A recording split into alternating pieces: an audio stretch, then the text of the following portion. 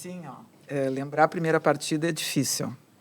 Que aconteceu mais de 40 anos atrás, tem coisas que realmente eu não lembro, né? Mas ficou muito marcado as questões de resistência, e não é uma resistência só que relacionava a minha pessoa, e sim a todas nós, né, que jogamos na época, pelo próprio preconceito, né? Tu pega 40 anos atrás, né, em que nosso regime político era outro, a nossa cultura era outra, todo embasamento cultural e do que poderia, porque, por exemplo, assim, homem poderia jogar futebol.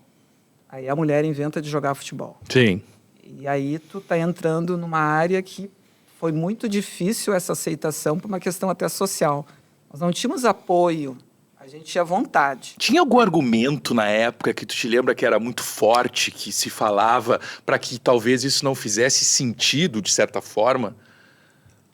Não é que argumento, era assim, uma situação bem machista, tá? Uhum. Futebol não é para mulher. A mulher não deve jogar futebol. Eu muitas vezes me senti como se eu estivesse dentro de um castelinho de cristal. A impressão que se passava que se a bola batesse nesse castelinho, entendeu? Tipo assim, rebentava o castelinho e eu ia ser atingida de uma coisa que na realidade não tem nada a ver, porque é um desporto como qualquer outro. E é importante também que se diga assim, que em nenhum momento nós, pioneiras da época, fizemos isso pensando em 40, 50 anos depois. 30, não. Uhum. Nós fizemos isso só pelo fato de amar jogar futebol, de querer jogar futebol, de ser identificada com o esporte que a gente teve a oportunidade de jogar com meninos muito. No início sempre foi muito com meninos. Eu aprendi a jogar futebol com meu irmão mais velho, eu jogava com meu primo, a gente jogava, os guris da rua me convidavam, eu sempre disputava, Mariane também para o meu time. Eu sempre fui uma pessoa muito habilidosa, eu jogava bem, não jogava mal, né? E essa habilidade, eu me refiro assim, tecnicamente as pessoas vão entender o que eu estou dizendo para quem entende futebol. Sim. A gente jogava em paralelepípedo, jogava na grama, jogava em areia fofa. São vários terrenos que te dão o quê? Uma habilidade um pouco maior. Claro. Né? Do que daqui a pouco jogava contra meninos. Meninos que tinham uma condição de exigência para nós também maior.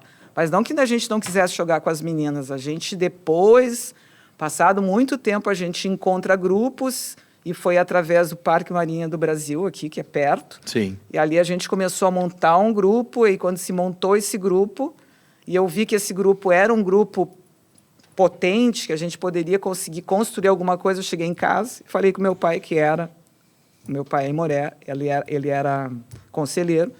Eu disse, pai, eu queria ir lá falar com o presidente para pedir para a gente montar um time de futebol dentro do Grêmio.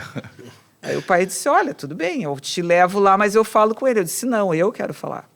Eu sempre fui muito assim, sabe, muito decisiva nas coisas que eu queria.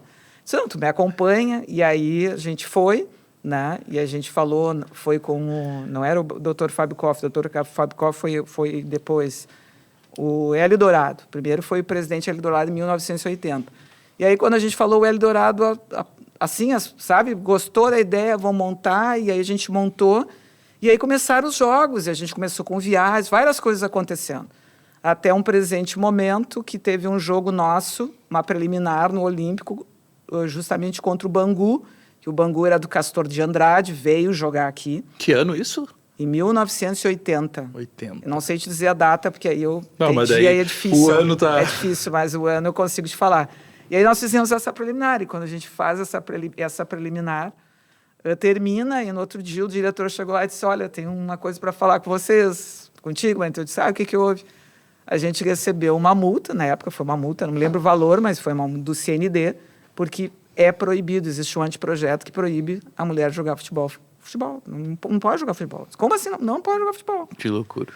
E aí, ali assim, esse grupo ficou unido, a gente jogou depois, montamos uma equipe, chamou de esporte. Vamos botar o nome de esporte. Mas era a equipe do Grêmio, essa aqui.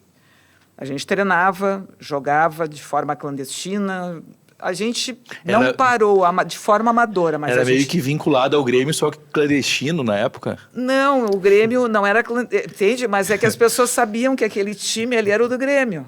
Legal. Não podia jogar no Grêmio, mas sabiam que era Tanto Acharam uma forma. Uma forma, Tá né, certo. de continuar. E Claro. aí, nessa luta, eu falei com o Valdir Fraga, que é uma pessoa importantíssima, na época ele era um vereador, e ele também era presidente da Casa da Cultura e do Esporte, e ali a gente precisa, como é que a gente pode fazer para liberar, para tirar, existe, Marenta existe. E aí a gente começou uma força-tarefa. Essa força-tarefa, a gente reuniu todo mundo, e aí não era só questão do Grêmio, tinha o pessoal do Pepsi Bola, que depois futuramente passa a ser o Internacional, tinha várias equipes, muitas equipes, e aí dentro dessas equipes a gente começou, né, eu fiquei tipo assim como se fosse uma representante geral do lado para poder fazer isso através lá do Valdir. Então a gente tinha que fazer, por exemplo, uma das primeiras coisas que nos pediram, a gente precisa de assinaturas, né, para validar este pedido. Então, tinha que pegar assinatura e familiares de pessoas que estavam junto com a gente, que nos apoiaram nesse movimento. Entramos em contato com as reuniões na federação, porque tinha que ser através da Federação Gaúcha, e aí é que é realizado esse anteprojeto. Teve um caminho, tá? Claro. Teve um caminho, mas ele não foi fácil, porque a gente teve enfrentamentos, né, justamente, porque aí eu volto naquela época. Mulher não era vista para uma atividade como o futebol, tá? Então, esses preconceitos a gente tinha que enfrentar eles de todos os jeitos e todas as formas, mas sempre fizemos isso pelo amor ao futebol, por querer jogar futebol. É o que eu ia te perguntar agora, por quê? Por jogar futebol, tu ainda gostava de jogar futebol. Que coisa, que legal. Eu tenho até tia. hoje eu não trouxe para vocês, mas eu tenho até uma coisa escrita, eu escrevi, a minha intimidade com a bola. Como é que me despertou? Minha mãe me dava lá, peraí, tá aqui a boneca. Eu pegava, não estragava a boneca, botava a boneca sentada e eu ia pegar uma bola para jogar. Sabe, aquela habilidade de tu ficar fazendo balãozinho, de tu fazer bicicleta, de tu sabe, tu manejar com aquela bola, tu sabe fazer gol. E eu tive uma coisa que, eu sei que não é da época de vocês, por exemplo, vou te dar um exemplo. A minha tia sempre fazia, vamos ver um filme. Uhum. Aí, então, tu ia num cinema.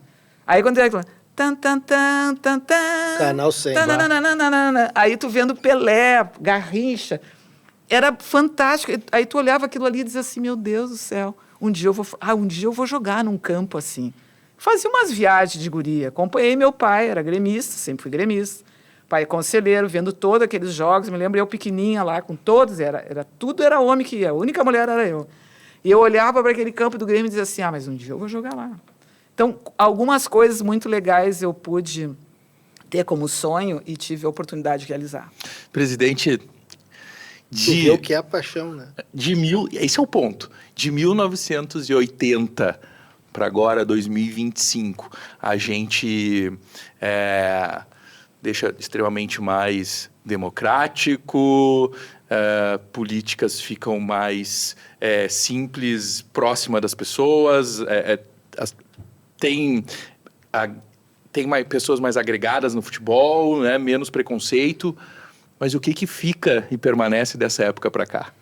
Não, indiscutivelmente, o exemplo que nós temos, inclusive, do próprio Campeonato Gaúcho, a Marianita sabe das dificuldades que nós temos para organizar o Campeonato Gaúcho. Muitas meninas se reúnem só num dia da semana, às vezes não treinam, porque trabalham, mas eu usei o termo paixão porque o que fica disso é a paixão pela bola.